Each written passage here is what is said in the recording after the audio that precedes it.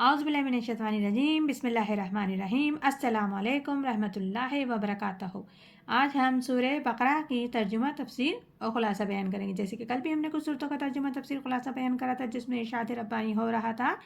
कि ये किताब है अल्लाह की और इसमें कोई शक नहीं है और इसमें हिदायत है परहेज़गार डरने वाले मुत्तकीन लोगों के लिए। वो लोग जो ईमान लाते हैं गैब पर, कायम करते हैं नमाज को, जो कुछ रब्बुल इज़्ज़त ने उन्हें अता किया उसमें से खर्च करते हैं रब की रज़ा के खातिर।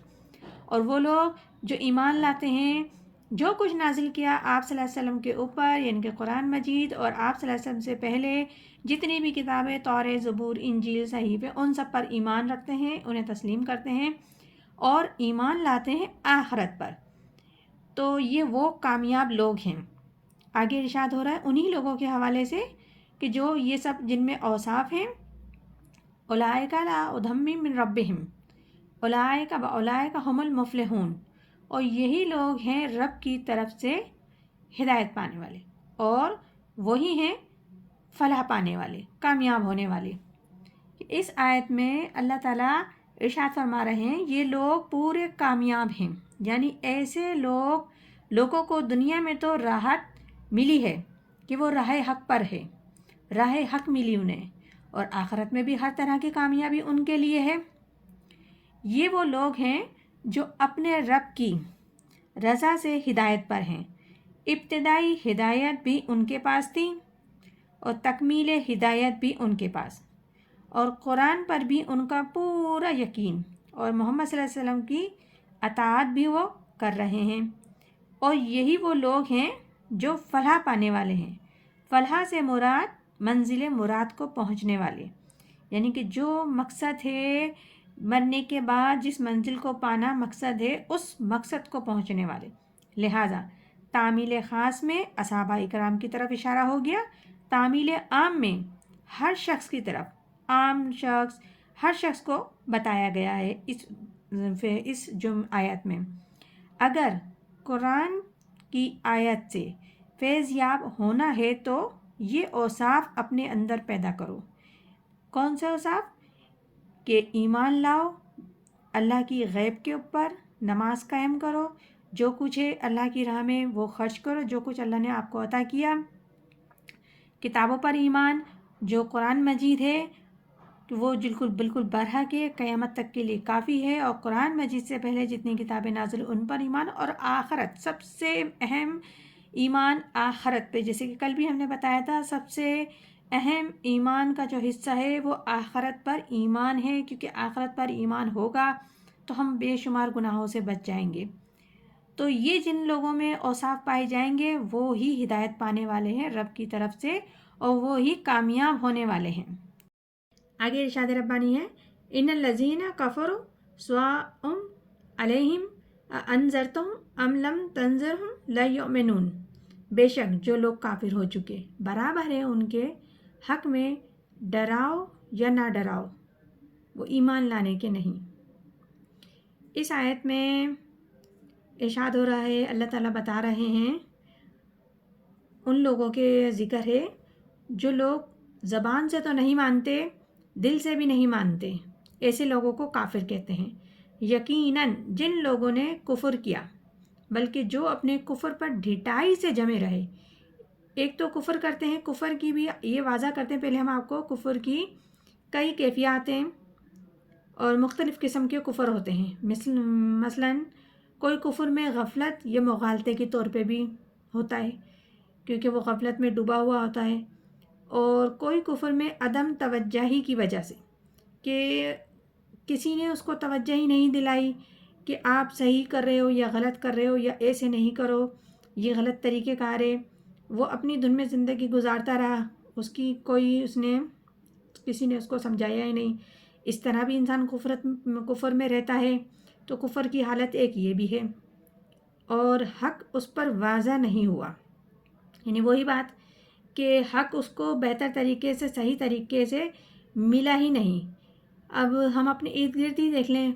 हम जो कहने को मुसलमान हैं लेकिन बेशुमार लातादाद लोग ऐसे हैं जो कुरान भी पढ़ते हैं, सब कुछ समझते हैं, अमल भी करते हैं, नमाज़ें भी पढ़ते हैं, सजदे भी करते हैं, सारे हुकूक भी अदा करते हैं, لیکن صحیح طور پہ حق ان پہ واضح ہے ہی نہیں، کیونکہ ہم اس مسلمانوں کے مانند ہیں جیسے بے شمار اتنی تعداد میں کہنے کو ہم مسلمان ہیں،